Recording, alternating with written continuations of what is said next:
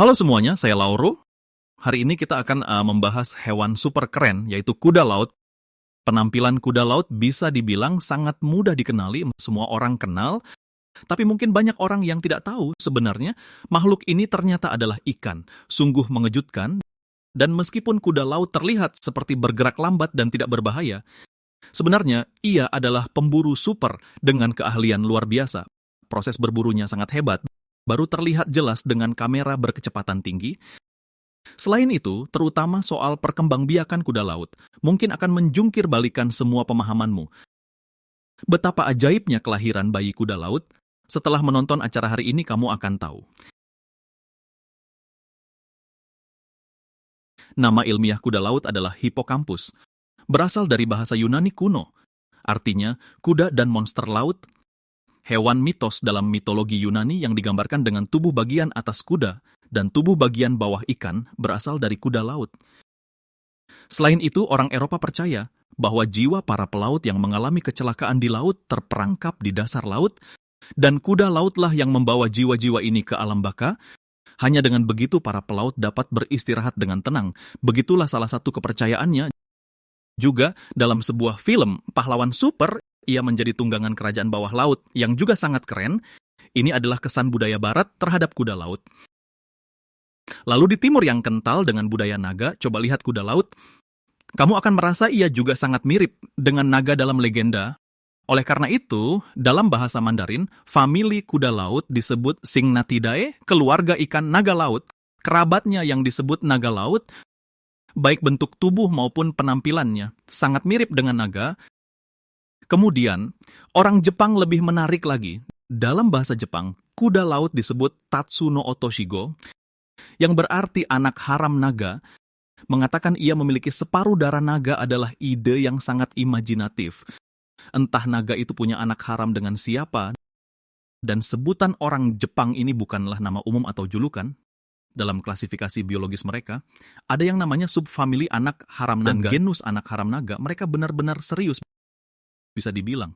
Baik di timur maupun di barat, kuda laut sudah penuh dengan warna misterius. Hanya dari penampilannya saja, kuda laut di dunia nyata cukup berbeda jauh.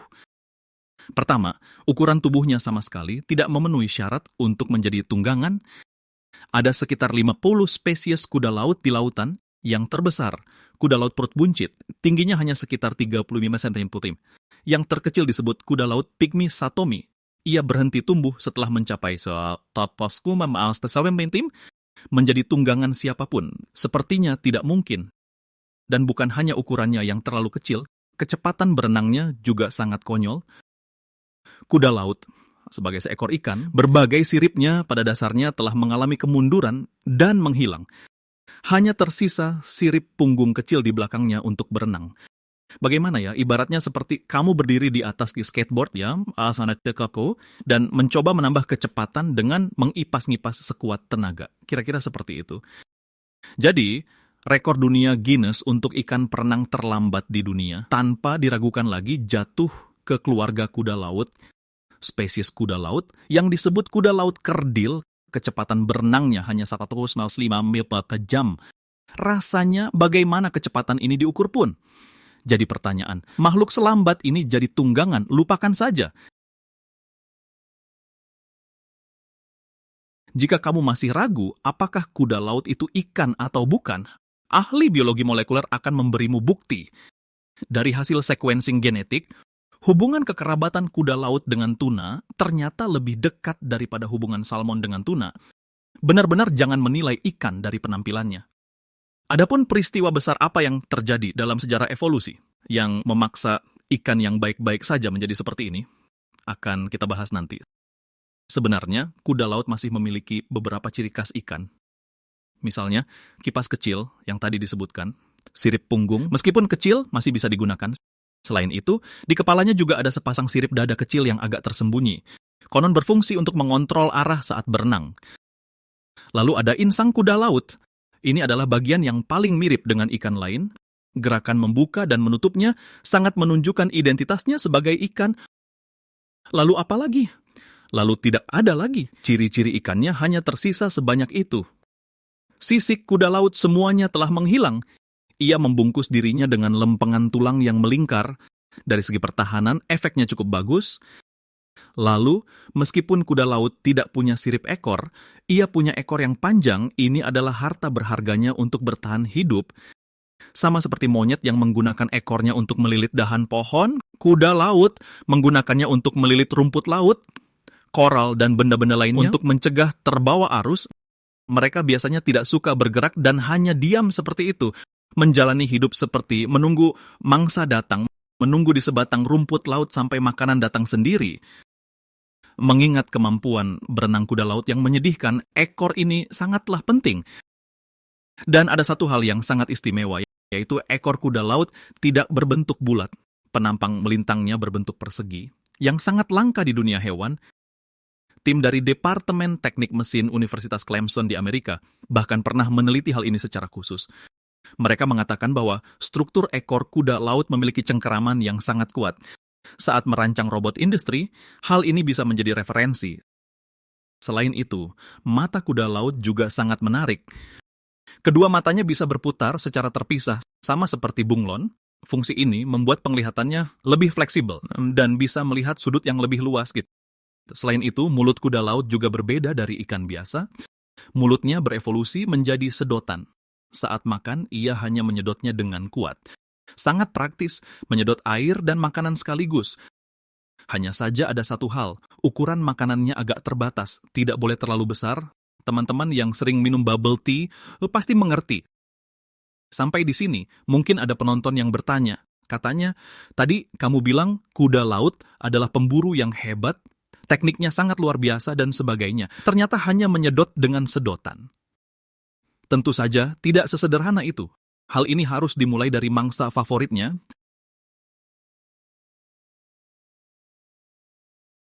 Dalam menu kuda laut, ada satu hal yang sangat disukainya, yaitu cope poda. Rao berarti dayung perahu, terutama Ordokalanoida, yang antenanya sangat mirip dayung perahu. Sebagian besar plankton yang sering kita sebut berasal dari Ordokalanoida ini, posisinya sangat penting dalam rantai makanan laut. Kutu air ini berukuran sangat kecil, pada dasarnya sekitar 1 meter. Namun, mereka punya satu kemampuan yang luar biasa, yaitu reaksi melarikan diri. Mereka bisa mendeteksi getaran yang sangat kecil di dalam air. Begitu ada mulut yang mendekat, mereka bisa merasakannya, lalu melesat ke samping dengan kecepatan sangat tinggi. Seberapa cepat kecepatan ini? Deskripsi yang digunakan para ilmuwan adalah 500 kali panjang tubuh per detik. Itu setara dengan orang dewasa yang melesat ke samping dengan kecepatan 900 meter per detik. Sangat berlebihan, bukan? Jadi, bagi mulut-mulut yang ingin memakannya, harus punya keahlian khusus. Misalnya, raksasa seperti hiu paus dan parimanta yang pernah kita bahas, semuanya adalah hewan penyaring makanan, menyaring plankton di air laut untuk dimakan. Keahlian khusus mereka adalah mulut besar. Tidak peduli seberapa cepat kutu air menghindar, mereka tidak akan bisa keluar dari mulutnya. Sama artinya dengan telapak tangan Buddha. Selain itu, kita juga pernah membahas ikan herring. Ikan herring juga makan plankton. Keahlian khusus. Mereka adalah mulut yang banyak. Sekelompok mulut menyerbu, tidak peduli kalian menghindar ke kiri atau ke kanan, pasti ada satu mulut yang menunggumu. Kalau yang di depan tidak dapat, masih ada teman di belakang sebagai jaminan ganda. Dan ada sebuah teori yang mengatakan, kecepatan berenang dan jarak antar ikan herring dalam kelompok mungkin dirancang berdasarkan reaksi menghindar dari kutu air, agar saat mereka berhasil menghindari mulut depan, mereka langsung tertangkap oleh mulut belakang sangat cerdik. Baiklah, sekarang giliran kuda laut, mulutnya kecil dan berenangnya lambat. Apa ada harapan? Bukan hanya ada harapan, tapi juga hampir pasti berhasil. Para ilmuwan telah mengamati. Tingkat keberhasilan serangan kuda laut mencapai 90%. Efisiensi membunuh ini bahkan lebih tinggi dari hiu putih besar, pembunuh top di lautan. Tingkat keberhasilan serangan hiu putih besar hanya sekitar 5%. Jadi, apa rahasia kuda laut? Ada dua hal, satu lambat dan satu cepat. Ini sama prinsipnya dengan harimau yang menyergap mangsanya. Semakin waspada mangsanya, semakin lambat kamu harus mendekat. Kalau bicara soal lambat, itu adalah keahlian khusus kuda laut. Mereka bisa mendekat ke kutu air tanpa suara, tanpa terdeteksi. Lalu tiba-tiba mendekatkan sedotannya, menyedot kutu air hanya dalam sekejap, sangat cepat. Dan bentuk kepala kuda laut juga sangat istimewa. Saat ia menyerang dengan cepat, hampir tidak menimbulkan riak apapun. Kutu air di sebelahnya, bahkan tidak sadar temannya dimakan. Berikutnya adalah gilirannya. Selain itu, sistem pencernaan kuda laut juga sangat unik. Ia tidak punya lambung dan tidak bisa menyimpan makanan. Jadi ia harus terus-menerus makan, seperti kutu air, udang kecil, dan sejenisnya. Mereka bisa makan lebih dari 3.000 ekor sehari. Nafsu makannya sangat besar. Namun saat makanan langka, kuda laut sebenarnya cukup tahan. Karena mereka jarang bergerak, konsumsi energinya sangat kecil. Dalam hal makanan, mereka sangat fleksibel. Dan berbicara tentang fleksibilitas kuda laut dalam hal melahirkan anak benar-benar bisa dikatakan nomor 1 di dunia. Sama seperti hewan lainnya, begitu musim kawin tiba, kuda laut menjadi tidak sabar. Pertama-tama, mereka harus melakukan tarian kawin untuk membangun hubungan. Banyak hewan melakukan ini karena ini adalah kebiasaan umum, tidak ada yang aneh. Namun, karena kuda laut memiliki postur tegak, terasa seperti menari dengan anggun sesuai dengan estetika manusia. Lalu, dari keduanya, mana yang jantan dan mana yang betina? Mungkin ada yang tidak menyangka. Sebenarnya, yang perutnya buncit adalah kuda laut jantan. Yang satunya lagi adalah kuda laut betina. Perut besar kuda laut jantan adalah kantung pengeraman. Untuk sementara, isinya kosong. Ia menggembungkan kantung pengeramannya dan membuka lubangnya. Itu tandanya ia sudah siap agar kuda laut betina memasukkan telurnya. Kemudian, keduanya akan berhadapan, perut saling menempel. Saluran telur kuda laut betina masuk ke dalam kantung pengeraman. Memindahkan telur ke kuda laut jantan, maka tugasnya selesai. Kecuali beberapa pasangan yang baru menikah, kurang pengalaman dan telurnya mudah tumpah keluar. Kebanyakan proses penyerahan berjalan lancar. Setelah penyerahan selesai, sisanya adalah urusan kuda laut jantan. Termasuk membuahi telur, menyediakan oksigen untuk telur yang dibuahi, memberi nutrisi selain kuning telur, dan membuang limbah metabolisme, memberikan imunitas, dan lain sebagainya. Para ilmuwan bahkan menemukan prolaktin di kantong pengeraman kuda laut jantan, yaitu hormon yang merangsang produksi susu pada mamalia.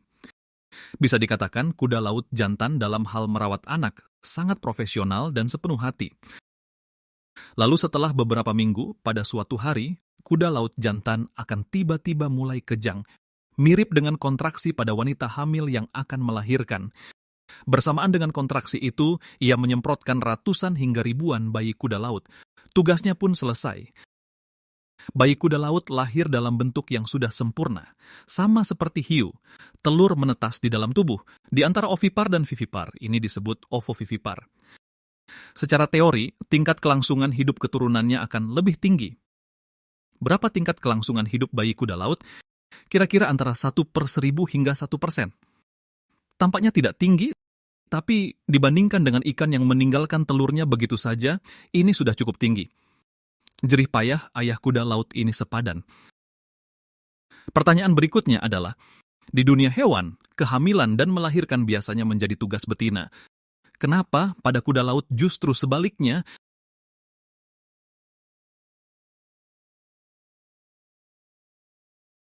Mereka membandingkan genom kuda laut dengan ikan bertulang sejati lainnya.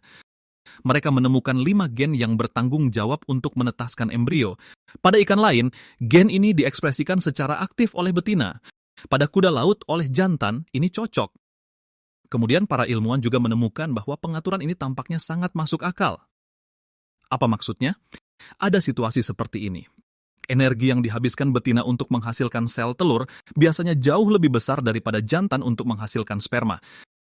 Jika betina yang terus mengerami telur, konsumsi energinya akan semakin tidak seimbang. Maka, mode kuda laut menciptakan situasi baru.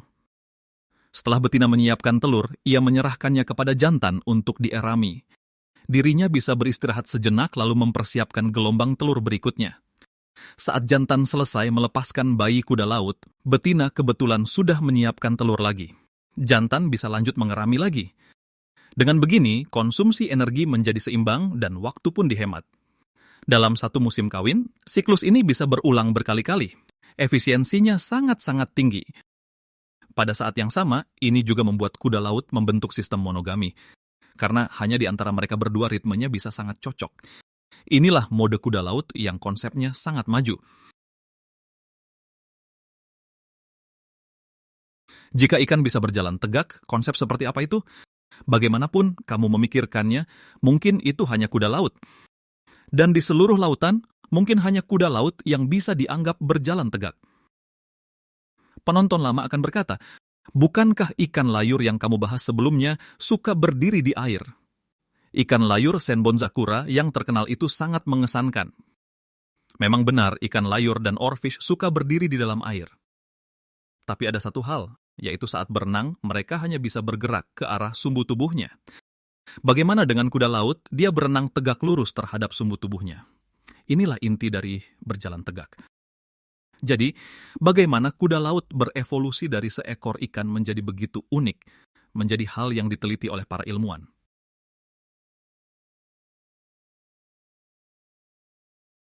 Mereka pertama-tama menemukan sejenis ikan pipa.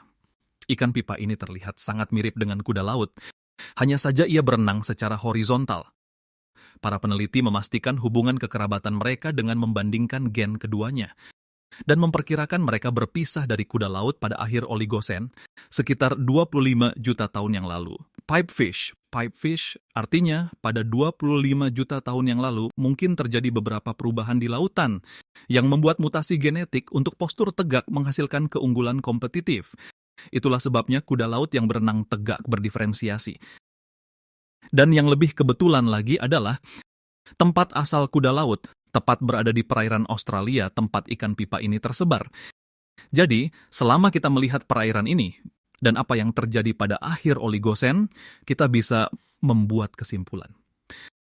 Setelah menganalisis struktur geologis, para peneliti mendapatkan informasi ini. Pada saat itu, pergerakan kerak bumi menciptakan banyak area perairan dangkal yang sangat cocok untuk pertumbuhan lamun. Jadi, area padang lamun meluas dengan sangat pesat. Dan setelah perairan menjadi dangkal, pengaruh gelombang menjadi lebih besar. Berenang bagi ikan menjadi lebih sulit. Ini seperti saat kamu berpegangan pada pegangan tangan ketika kereta berguncang. Bisa berpegangan erat pada lamun dengan ekor akan sangat bagus. Karena sudah memilih untuk hidup menetap dengan berpegangan pada lamun, kamuflase yang lebih baik menjadi sangat penting. Bagaimana cara berkamuflase dengan lebih baik, menegakkan tubuh searah dengan lamun, keunggulan kompetitif pun muncul. Jadi kuda laut yang berevolusi menjadi tegak pada awalnya beradaptasi dengan kehidupan di area lamun. Naga laut yang terus berenang secara horizontal bermigrasi ke area terumbu alga. Inilah proses diferensiasi kedua spesies. Dan sejak menempuh jalan kamuflase dan serangan diam-diam, kemampuan kamuflase kuda laut menjadi semakin kuat. Terutama sejenis kuda laut yang disebut kuda laut kerdil. Bahkan ia telah menguasai esensi dari master kamuflase laut, si gurita. Para ilmuwan menemukan bahwa kuda laut kerdil hanya hidup di karang yang disebut kipas laut. Karang jenis ini memiliki dua warna khas, yang satu oranye dan yang satu ungu. Kemudian kuda laut kerdil juga sama. Ada yang oranye, ada yang ungu. Ini menarik minat para ilmuwan. Apakah kuda laut kerdil yang memilih karang untuk ditinggali, ataukah ia bisa berubah warna? Kemudian mereka sangat beruntung di kipas laut orange, mengumpulkan sepasang kuda laut kerdil yang sedang kawin. Setelah kembali ke laboratorium, pasangan kuda laut orange ini berhasil melahirkan anak kuda laut. Anak kuda laut yang baru lahir belum memiliki kecenderungan warna yang jelas. Para peneliti menyiapkan kipas laut ungu untuk mereka. Hasilnya, ditemukan bahwa anak kuda laut itu benar-benar berubah menjadi ungu. Para ilmuwan menemukan sejenis sel pigmen di kulit kuda laut kerdil. Sel ini dapat mengubah warnanya sesuai dengan lingkungan. Sama jenisnya dengan yang ada di kulit gurita, sangat canggih. Hanya saja, keragaman warna gurita dan kemampuannya mengubah warna secara instan tidak ada yang bisa menandinginya. Dalam Compendium of Materia Medica, ada sebuah pernyataan seperti ini. Dikatakan bahwa wanita hamil yang akan melahirkan sebaiknya memakan sedikit bubuk kuda laut, lalu memegang kuda laut kering di tangannya akan membantu persalinan lancar. Kemudian, Jepang juga memiliki kebiasaan serupa. Orang Jepang mengatakan jika wanita hamil membawa kuda laut kering, itu akan membantu melindungi janin. Kedengarannya aneh. Lalu apa prinsipnya? Itu harus dikatakan sebagai mengobati bentuk dengan bentuk yang legendaris. Baik postur tegak kuda laut maupun perutnya yang besar dan bulat. Keduanya memiliki kemiripan dengan wanita hamil yang akan melahirkan. Ini mungkin alasan orang zaman dahulu mendapatkan ide aneh ini. Kalau dibilang benar-benar ada khasiatnya, belum tentu juga. Saya pikir ini lebih untuk mendapatkan pertanda baik. Satu-satunya kekurangan adalah kuda laut jantan yang hamil. Ini jadi sedikit canggung. Noh lubu, selain berhubungan dengan kehamilan, kuda laut juga dianggap bermanfaat untuk menguatkan ginjal dan asma, serta memiliki khasiat anti kelelahan, anti penuaan, dan lain-lain. Tidak tahu apakah itu benar atau tidak. Tapi, meskipun benar-benar efektif, para peneliti juga harus berusaha meneliti bahan aktifnya dan mengembangkan produk pengganti. Karena menangkap kuda laut liar bukanlah hal yang berkelanjutan. Sekarang, sekitar 20 juta kuda laut setiap tahun dikeringkan dan dijadikan obat tonik. Dan hanya beberapa jenis yang berukuran besar dan berwarna lebih terang yang memenuhi standar medis. 2 RK untuk beberapa jenis kuda laut ini, tekanan untuk bertahan hidup masih sangat besar. Untungnya, sekarang Tiongkok dan Jepang sedang mengembangkan budidaya kuda laut. Semoga ini bisa sedikit mengurangi tekanan pada populasi liar. Selain itu, setiap tahun ada sekitar 1 juta kuda laut yang ditangkap untuk perdagangan akuarium untuk hiasan. Ini juga merupakan ancaman. Namun kuda laut yang ditangkap dari alam liar sebenarnya tidak terlalu cocok untuk akuarium. Mereka tidak mau makan makanan hidup dan mudah sakit. Sebaliknya, kuda laut yang dibudidayakan secara artifisial lebih mudah beradaptasi dengan lingkungan akuarium, dan pakannya lebih mudah didapat. Jadi disarankan bagi para penghobi akuarium saat membeli, lebih baik menghindari kuda laut liar. Tentu saja, kalau bicara ancaman terbesar bagi kuda laut, masih tetap topik klise itu, yaitu polusi lingkungan. Kuda laut pada dasarnya hanya hidup di tempat-tempat seperti lamun, terumbu karang, dan hutan bakau. Tempat-tempat ini menghadapi tekanan yang tidak sedikit. Jadi ketika Anda menemukan bahwa ekor kuda laut tidak berpegangan pada lamun dan karang, melainkan pada cotton bud dan kantong plastik, itu berarti situasi mereka sudah sangat sulit.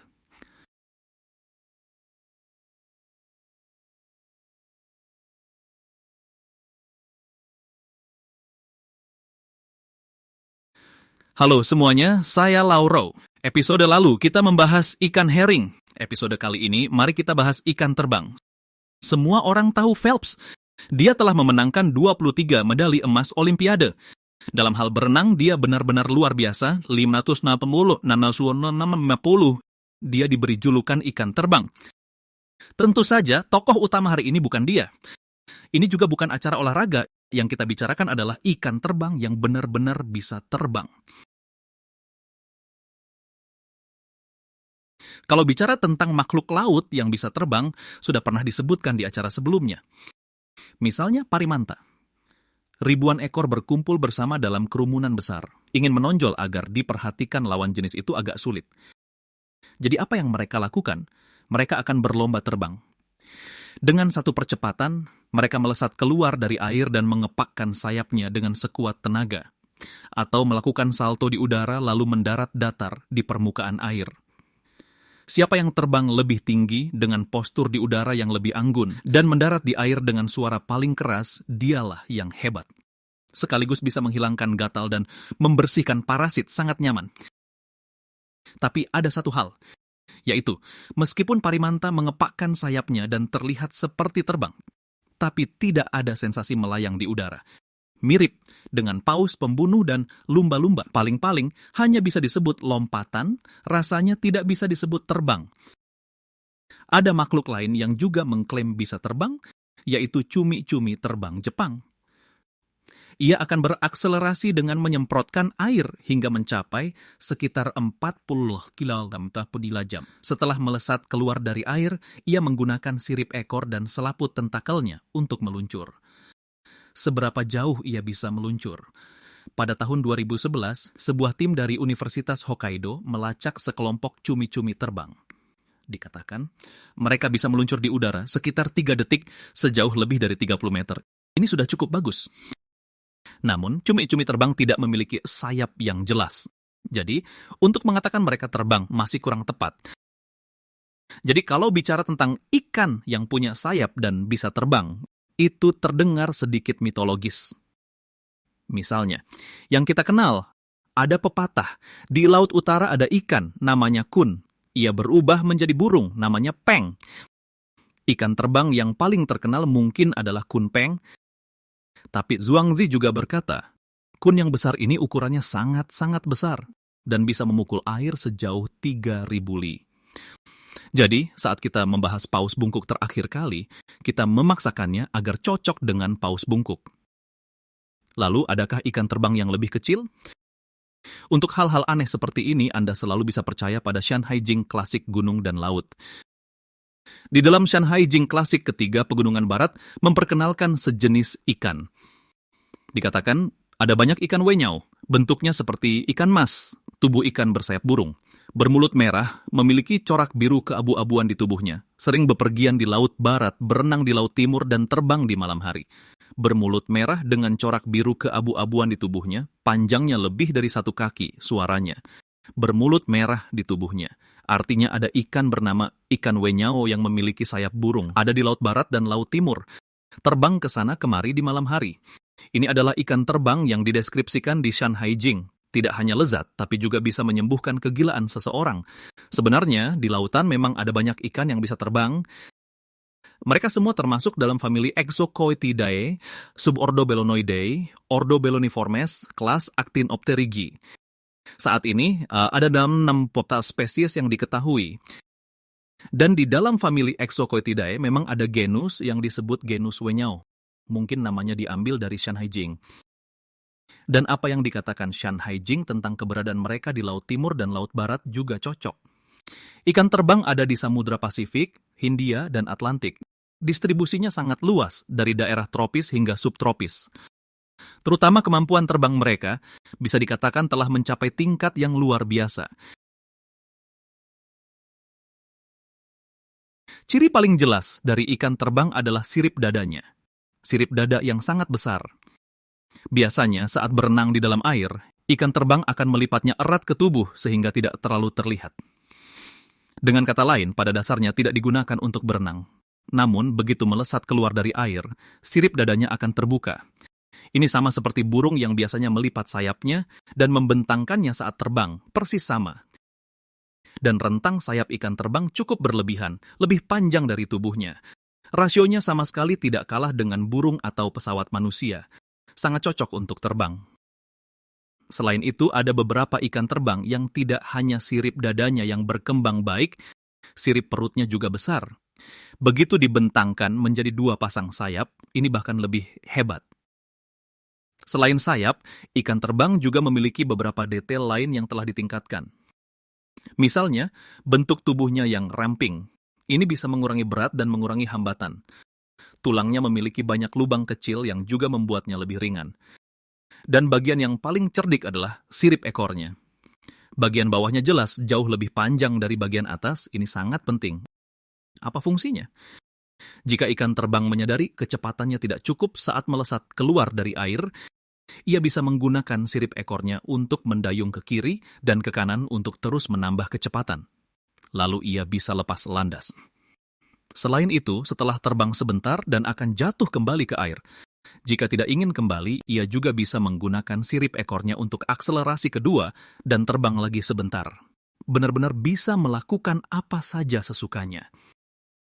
Dengan kata lain, ikan terbang sampai batas tertentu bisa memutuskan sendiri berapa lama ia terbang. Jika menunggangi angin yang bagus, kecepatannya bisa mencapai 70 km per jam. Terbang lebih dari 400 meter jauhnya. Ketinggian maksimum 6 meter di atas permukaan laut. Benar-benar hampir seperti burung laut. Misalnya, pada tahun 2008, stasiun TV NHK merekam seekor ikan terbang yang menunggangi angin dan membelah ombak. Ikan itu terbang terus-menerus selama 45 detik. Jika dihitung dengan kecepatan 50 km per jam, itu setara dengan terbang lebih dari 600 meter. Sangat luar biasa. terasa sangat mirip dengan seekor burung yang terbang rendah di atas permukaan air. Namun, satu-satunya kekurangannya adalah apa? Yaitu, sayap ikan terbang tidak bisa mengepak. Ia hanya bisa berakselerasi di permukaan air, tidak bisa berakselerasi di udara. Ini sedikit disayangkan. Terutama dalam beberapa situasi, hal ini bisa sangat fatal. Beberapa tahun yang lalu ada film berjudul Life of Pi. Mungkin banyak penonton yang sudah menontonnya. Di dalamnya ada adegan seperti ini. Dikatakan saat Pi dan harimau sedang kelaparan, tiba-tiba datang segerombolan besar ikan terbang. Mereka berterbangan di mana-mana dengan suara berisik. Tidak lama kemudian banyak yang jatuh ke dalam perahu. Benar-benar seperti penampakan Tuhan. Dan yang lebih menggembirakan adalah seekor ikan tuna juga ikut melompat ke atas perahu. Benar-benar luar biasa. Nah, adegan ini menjelaskan satu hal, yaitu bagaimana nenek moyang ikan terbang berevolusi menjadi seperti ini. Kita semua tahu bahwa ikan tuna adalah perenang yang ahli, dan mereka juga memiliki cit berdarah panas. Ini disebutkan dalam episode tentang opah. 1, mereka bisa meningkatkan suhu otot mereka. Saat mengejar mangsa, kecepatannya bisa dengan mudah melebihi 70 km per jam. Nenek moyang ikan terbang pada awalnya juga berenang tidak lambat, tapi bertemu dengan predator secepat ini juga benar-benar sial.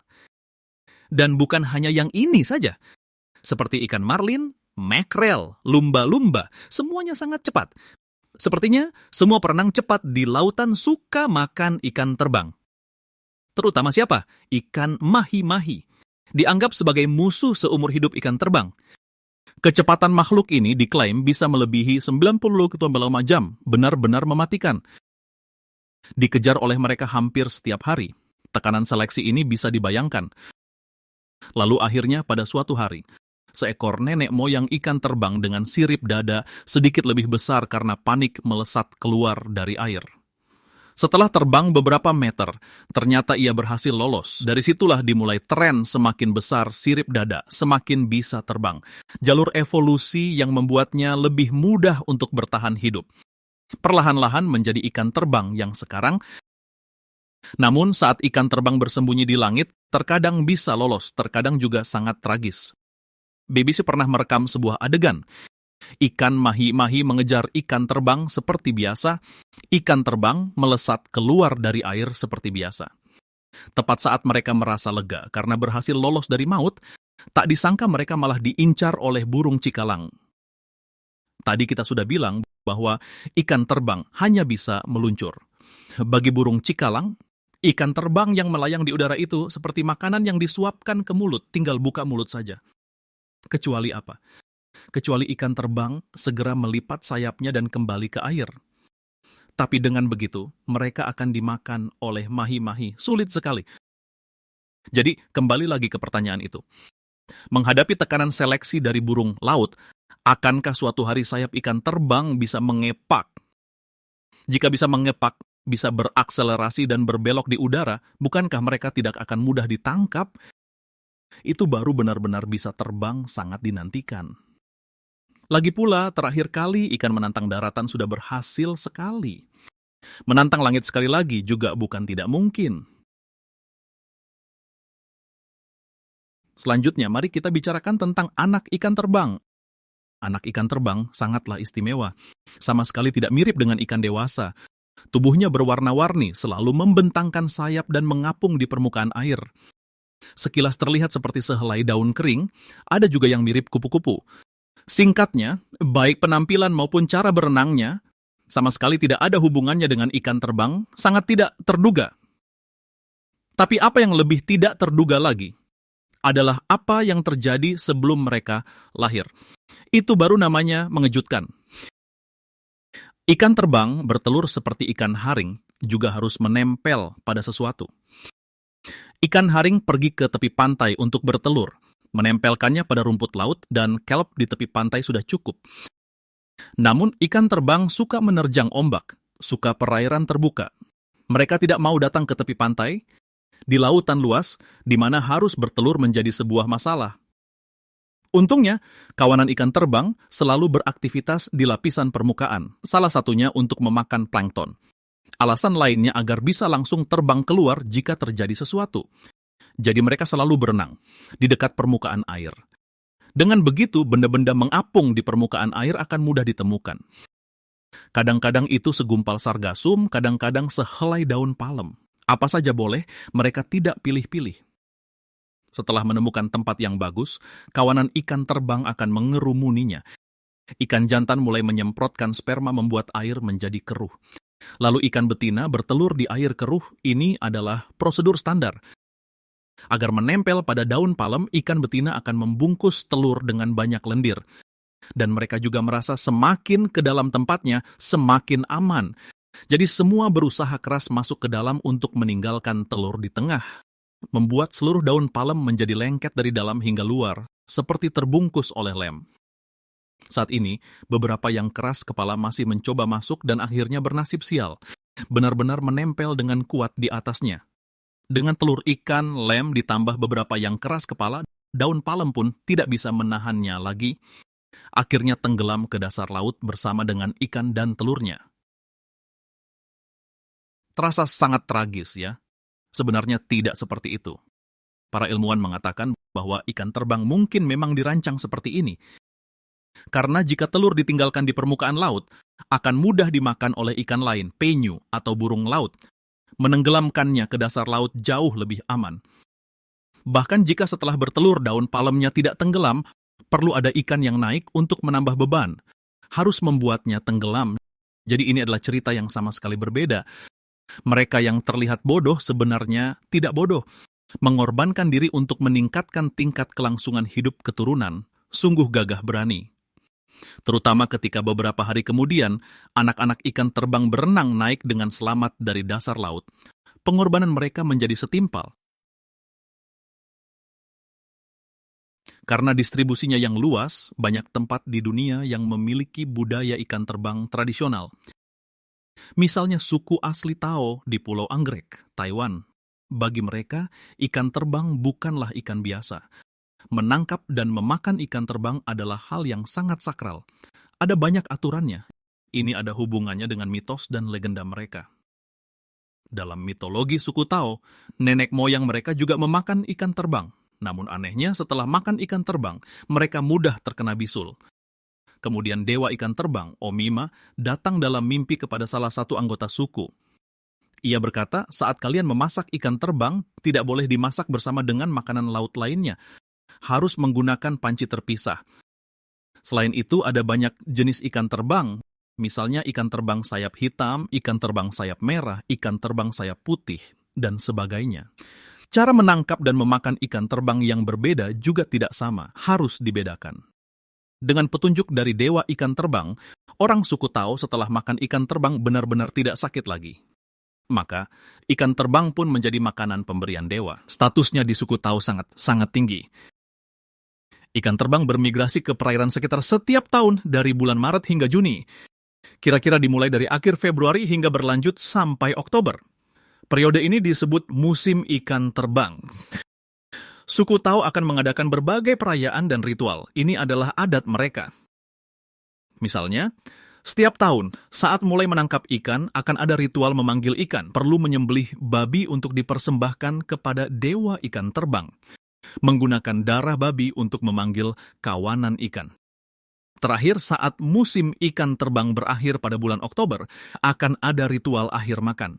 Artinya setelah ritual selesai, tidak boleh lagi memakan ikan terbang, harus menunggu tahun depan lagi. Peraturan semacam ini masih ada banyak. Orang-orang suku akan mematuhinya dengan ketat, karena mereka percaya ini semua adalah perjanjian dengan dewa, sangat taat. Selain itu, cara menangkap ikan tradisional suku Tao juga sangat khas.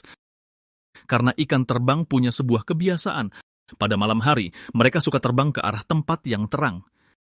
Jika lampu di kapal sangat terang, mereka akan datang sendiri. Agak mirip seperti ngengat yang mendekati api. Suku Tao sudah mengetahui hal ini sejak zaman dahulu. Menyalakan obor di perahu kecil, menggunakan obor untuk memancing ikan terbang. Mengarahkan mereka ke dalam jaring ikan, ini disebut memancing dengan api.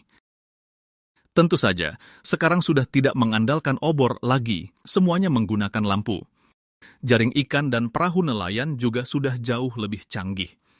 Namun, budaya ikan terbang suku Tao diyakini akan terus diwariskan. Adat istiadat tradisional yang hidup harmonis dengan alam ini masih sangat mempesona. Jika berbicara tentang negara mana yang memiliki hubungan paling erat dengan ikan terbang, itu adalah Barbados. Di manakah Barbados itu? Di wilayah Karibia, merupakan sebuah negara kepulauan di Laut Karibia. Total luasnya 4,2 km persegi dengan populasi kurang dari 300.000 jiwa. Negara inilah yang mengangkat status ikan terbang ke level yang baru, bahkan memiliki makna sebagai simbol nasional. Misalnya, pada koin Barbados tercetak gambar ikan terbang. Sands, banyak perangko juga bertemakan ikan terbang. Sands, flying fish, terutama hidangan nasional mereka yang terbuat dari ikan terbang. Namanya sangat menarik, disebut Cheu Chu dan ikan terbang. Dikatakan satu hidangan, sebenarnya disajikan terpisah juga bisa. Sederhananya, Chou Chu adalah okra dan tepung jagung yang dicampur menjadi satu. Dimasak hingga menjadi seperti bubur. Ikan terbang digulung lalu dimasak bersama bawang bombay dan tomat. Diberi bumbu kari. Siap disajikan dalam 10 menit. Diletakkan di atas Chou Chu, jadilah cuku dan ikan terbang. Hidangan nasional yang sangat terkenal. Tidak terlalu rumit, tetapi sangat khas. Orang Barbados sangat menghargai ikan terbang. Anda bisa bayangkan jika nelayan Barbados tidak bisa menangkap ikan terbang, betapa serius konsekuensinya. Hal ini benar-benar terjadi. Sejak pelabuhan laut dalam Barbados dibangun, kapal yang berlalu lalang semakin banyak dan semakin besar, merusak ekosistem laut secara serius. Kawanan ikan terbang merasakan perubahan ini dan tidak lagi datang ke sini. Mereka bermigrasi ke selatan lebih dari 200 km, masuk ke perairan Trinidad dan Tobago. Ikan terbang di perairan Barbados semakin sedikit. Kali ini para nelayan tidak terima. Mereka bilang ikan terbang adalah simbol Barbados. Di mana ada kawanan ikan terbang, di sanalah kami akan menangkap ikan. Membuat hubungan kedua negara menjadi sangat tegang, seringkali timbul konflik. Profesor Augnan Profesor Francisco Orrego Vicuña, Sir Arthur Watts KOMG OC, kemudian PBB turun tangan. Profesor Augnan Profesor Francisco Orrego Vicuña berdasarkan Konvensi Hukum Laut, Batas Laut, ditetapkan kembali Sir Arthur Watts KCMGOC. Profesor Augnan Profesor Francisco Orrego Vicuña, Sir Arthur Watts KCMGOC, Profesor Augnan, lo Profesor Francisco Orrego Vicuña, Sir Arthur Watts KCMGOC, namun kawanan ikan terbang masih berada di pihak Tobago. Profesor Augnan, Profesor Francisco Orrego Vicuña, Sir Arthur Watts KCMGOC. Jadi, situasinya menjadi seperti ini. Trinidad dan Tobago yang tidak terlalu antusias dengan ikan terbang juga mulai menangkapnya, lalu menjualnya ke Barbados. Barbados yang menganggap ikan terbang sebagai simbol nasional hanya bisa membeli ikan dari negara lain. Ini sungguh canggung. Jadi sayap itu kan ada di tubuh ikan terbang, mereka bisa pergi kemanapun mereka mau. Hanya dengan melindungi lingkungan, budaya dapat dipertahankan. Semoga pihak Taiwan juga bisa mengambil pelajaran dari hal ini.